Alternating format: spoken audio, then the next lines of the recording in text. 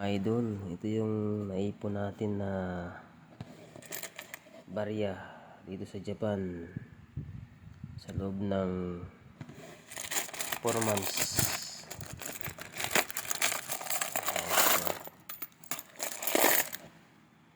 Ayan. Dami-dami rin yung ito na.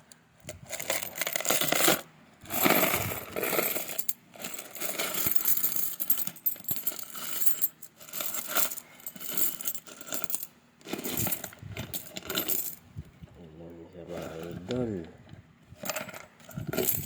Ayan siya.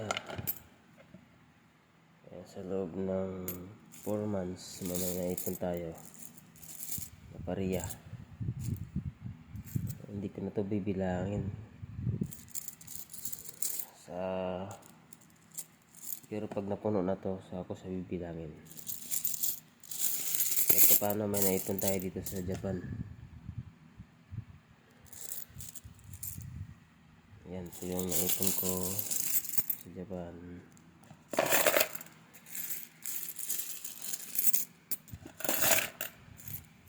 Medyo malit po kasi palitan ngayon ng yen sa Pilipinas, kaya tipid-tipid talaga kami dito.